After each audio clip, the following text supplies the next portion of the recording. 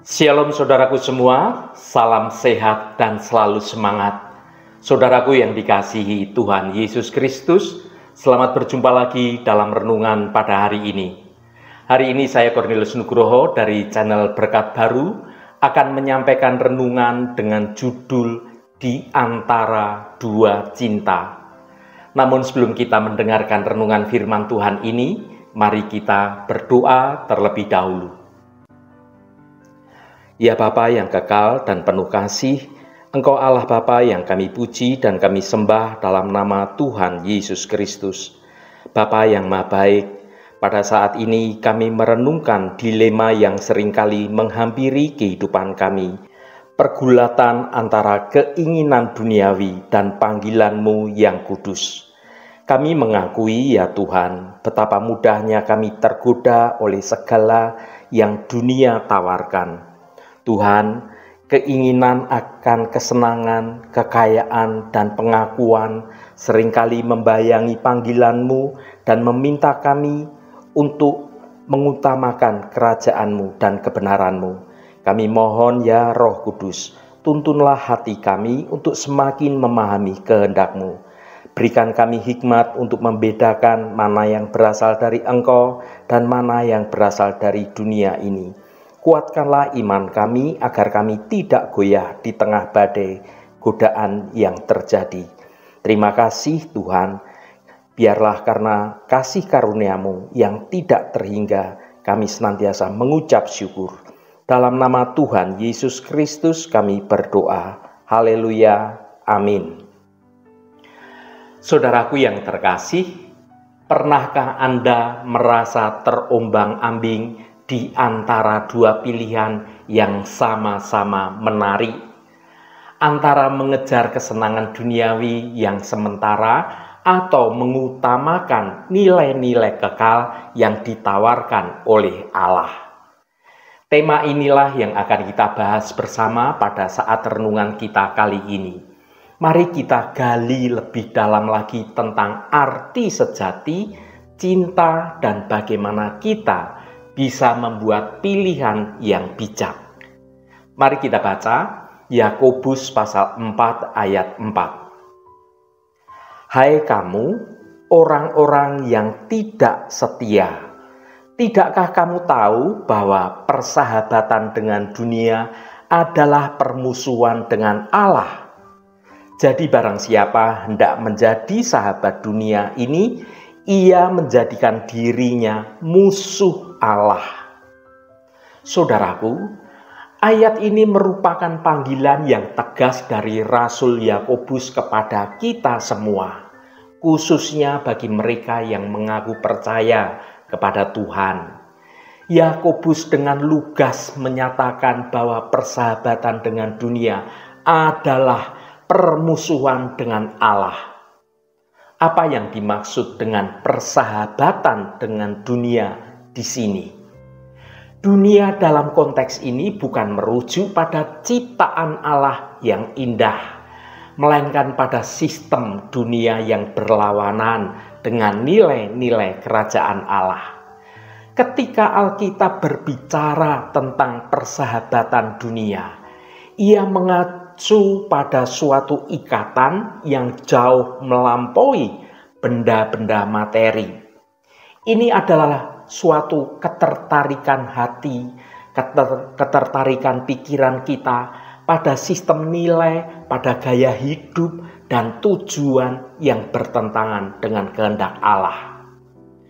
Dunia ini menawarkan berbagai godaan seperti yang pertama, materialisme, menjadikan harta benda sebagai tujuan utama hidup. Yesus mengajarkan bahwa harta duniawi tidaklah kekal dan tidak dapat memberikan kepuasan yang sejati. Sebaliknya, Yesus mengajak kita untuk fokus pada harta surgawi, yaitu berhubungan kita dengan Allah dan juga dengan sesama kita. Apa definisi materialisme? Materialisme adalah paham yang menempatkan benda materi sebagai tujuan utama hidup mereka. Orang yang materialistis cenderung mengukur keberhasilan hidup berdasarkan kekayaan, kepemilikan harta, dan status sosial orang. Materialisme menawarkan kepuasan yang sifatnya instan, rasa aman yang sementara, dan juga pengakuan sosial dari orang-orang dunia. Namun kepuasan ini bersifat sementara dan seringkali membawa kecemasan dan kehampaan dalam hidup seseorang. Godaan materialisme adalah bagian dari kehidupan kita.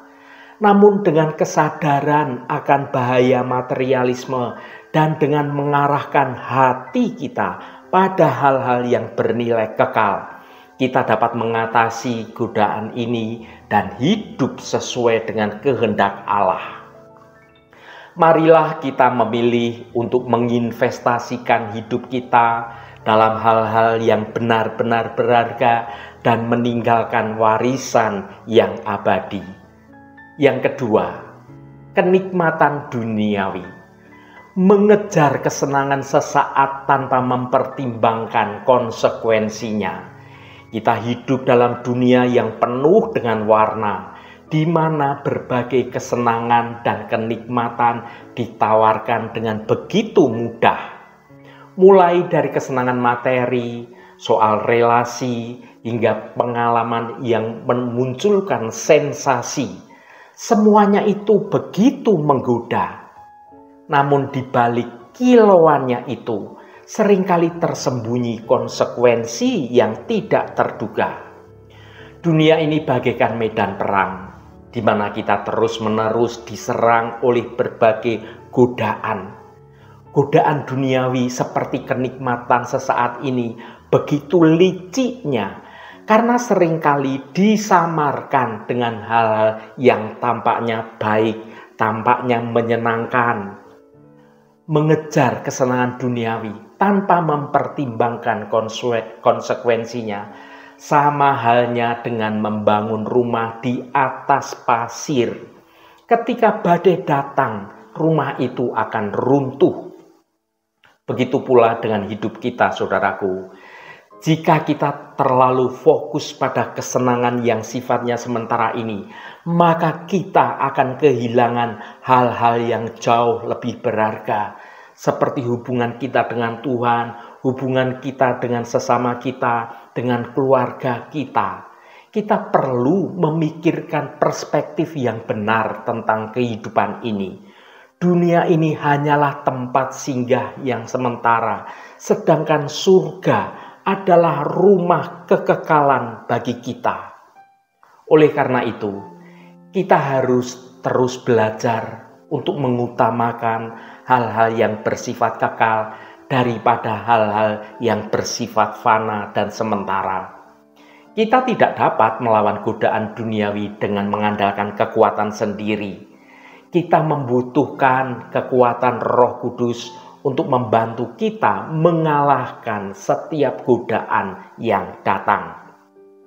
Dengan berdoa, merenungkan dan membaca firman Tuhan, kita akan semakin dikuatkan iman kita. Dunia itu banyak menawarkan godaan, tetapi kita tidak perlu menyerah pada godaan tersebut. Dengan kekuatan yang Tuhan beri, kita dapat hidup menang atas dosa dan berjalan dalam kebenaran Tuhan. Marilah kita memilih untuk hidup bagi kemuliaan Tuhan. Yang ketiga, ambisi pribadi. Mencari pengakuan dan pujian manusia. Dunia yang kita tinggali ini penuh dengan godaan yang menarik kita berbagai arah. Salah satu godaan yang paling umum adalah ambisi pribadi dan hasrat untuk mendapatkan pengakuan serta pujian dari sesama manusia. Godaan ini begitu kuat sehingga seringkali kita merasa sulit untuk dapat menolaknya. Namun Alkitab memberikan kita pemahaman yang jelas tentang bagaimana kita harus merespon godaan ini. Ambisi pribadi adalah dorongan yang kuat untuk mencapai tujuan dan meraih kesuksesan. Dalam diri manusia, ambisi ini adalah hal yang normal dan bahkan dapat menjadi motivasi untuk berprestasi. Namun ketika ambisi ini menjadi pusat hidup kita dan kita mengorbankan nilai-nilai rohani demi meraih ambisi, maka ambisi ini berubah menjadi sebuah godaan yang sangat berbahaya. Hasrat untuk diakui dan dipuji oleh orang lain adalah bagian dari kodrat manusia. Kita semua ingin merasa dihargai dan diterima oleh lingkungan sosial di mana kita berada. Namun ketika kita menjadikan pengakuan dan pujian manusia sebagai tujuan hidup kita, kita sebenarnya sedang menempatkan harapan kita pada sesuatu yang fana, yang tidak pasti. Saudaraku, ambisi pribadi dan pencarian pengakuan manusia adalah godaan yang begitu kuat, tetapi kita tidak boleh menyerah pada godaan ambisi ini. Dengan berpegang teguh pada kebenaran firman Tuhan dan mengandalkan kekuatan dari Roh Kudus, kita akan dimampukan untuk hidup lebih bebas, lebih bahagia, dan dimampukan mengatasi godaan ambisi ini. Ingatlah saudaraku, tujuan hidup kita bukanlah untuk mencari pujian manusia, melainkan untuk memuliakan nama Tuhan Allah Bapa kita. Yang keempat, kebanggaan. Merasa lebih unggul dari orang lain. Firman Tuhan mengingatkan kita bahwa kita semua rentan terhadap dosa, salah satunya adalah dosa kebanggaan. Kebanggaan adalah perasaan unggul diri yang seringkali membutakan kita akan kelemahan dan keterbatasan kita. Mengapa kebanggaan itu berbahaya? Karena kebanggaan dapat memisahkan kita dari Allah. Kebanggaan membuat kita merasa tidak membutuhkan Allah. Kita mengandalkan kemampuan dan pencapaian diri sendiri, melupakan bahwa segala sesuatu adalah anugerah dari Tuhan. Orang yang bangga cenderung meremehkan orang lain, memandang diri sendiri lebih unggul, lebih baik. Hal ini merusak hubungan dengan sesama dan menciptakan perpecahan. Kebanggaan dapat menutup mata batin kita dari kebenaran Tuhan. Kebanggaan ini membuat kita sulit menerima kritik dan masukan dari orang lain karena merasa bahwa apa yang kita lakukan, pendapat kita, perkataan kita itu sudah benar, bahkan paling benar. Kita lebih suka membenarkan diri sendiri dan menyalahkan orang lain. Kebanggaan yang tidak terkendali dapat berkembang menjadi kesombongan, yaitu sikap angkuh dan sombong yang sangat dibenci oleh Allah. Kebanggaan adalah musuh tersembunyi yang dapat merusak hidup kita. Namun dengan kesadaran dan upaya yang sungguh-sungguh kita dapat mengatasinya. Mari kita selalu berusaha untuk rendah hati, bersyukur, dan melayani sesama agar hidup kita semakin bermakna. Saudaraku yang dikasihi Tuhan, salah satu upaya iblis untuk memperhamba manusia adalah dengan mengalihkan fokus kita pada hal-hal duniawi. Menjadikan kita mengasihi dunia ini dengan menawarkan segala kenikmatan dan kesenangannya sehingga kita tidak lagi mengutamakan Tuhan.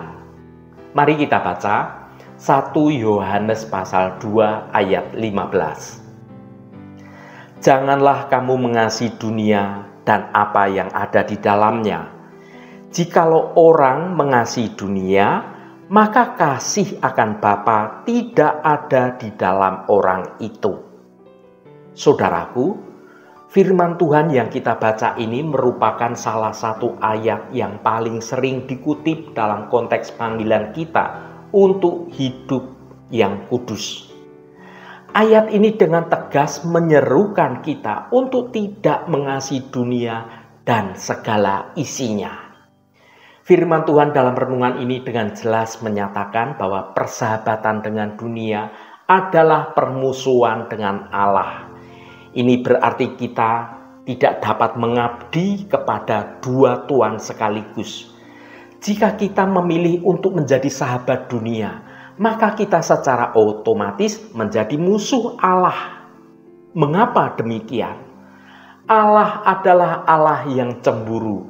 Allah ingin kita hanya mengasihi Allah saja dengan segenap hati kita, segenap jiwa kita, dan segenap kekuatan kita. Ketika kita mengutamakan hal-hal lain selain Allah, kita telah menyakiti hati Allah. Dunia dan Allah memiliki nilai yang berbeda-beda. Nilai-nilai dunia itu bertentangan dengan nilai-nilai kerajaan Allah. Kita tidak bisa hidup sesuai dengan kedua nilai tersebut secara bersamaan. Saudaraku yang diberkati Tuhan, firman Tuhan dalam renungan ini merupakan sebuah panggilan yang menantang kita untuk melakukan suatu introspeksi diri. Apakah kita benar-benar mengutamakan Allah dalam hidup kita? Ataukah kita masih terikat pada dunia? Marilah kita memilih untuk hidup bagi kemuliaan Allah dan meninggalkan segala sesuatu yang dapat menghalangi hubungan kita dengan Tuhan. Haleluya, Tuhan memberkati kita semua.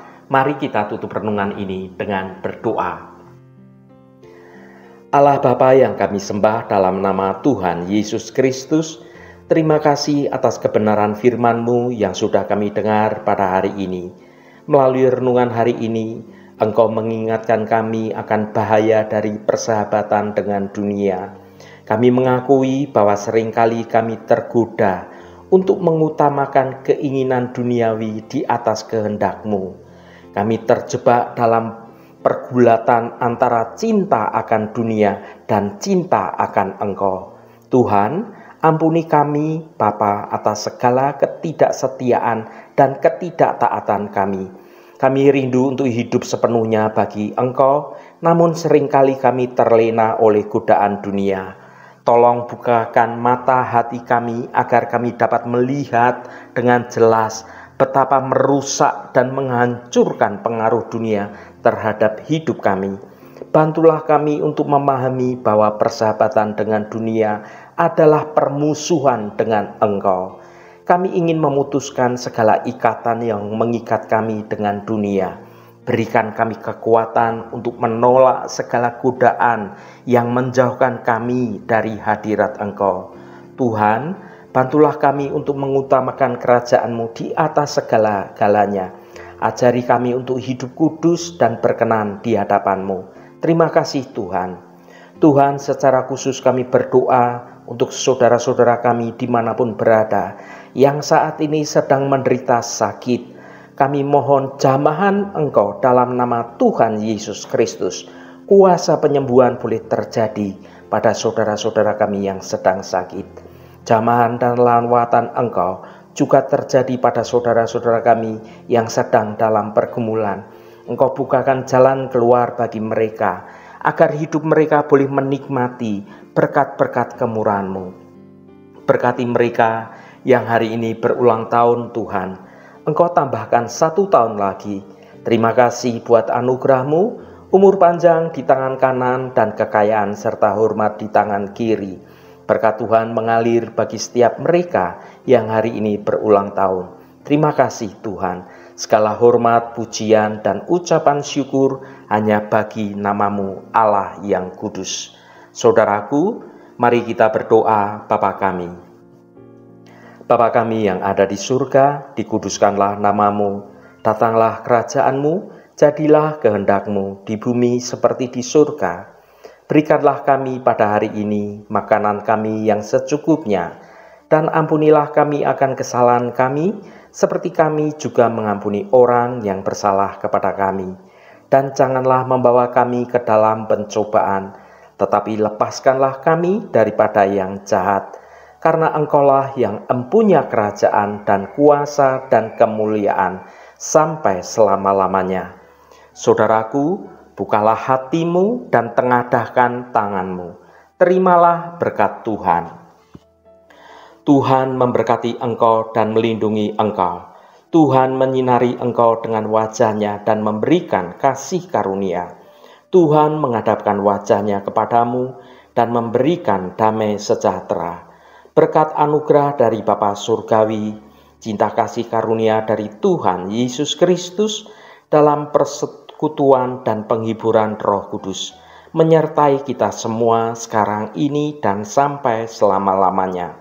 Dalam berkat Tuhan Yesus Kristus, haleluya, amin. Puji Tuhan, saudaraku semua, saya percaya firman Tuhan hari ini sudah menjadi berkat yang akan menuntun hidup kita semua. Saudaraku, kita telah merenungkan tarik-menarik antara cinta dunia dan kasih Allah. Di ujung renungan ini, mari kita masing-masing bertanya dalam hati, keputusan mana yang akan kita ambil?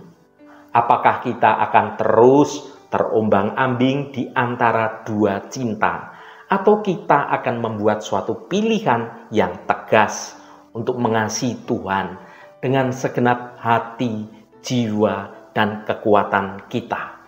Ingatlah, pilihan kita hari ini akan menentukan masa depan kita, terutama dalam hidup kekekalan. Roh Kudus senantiasa menolongmu dan menuntunmu hidup dalam jalan kebenaran Tuhan.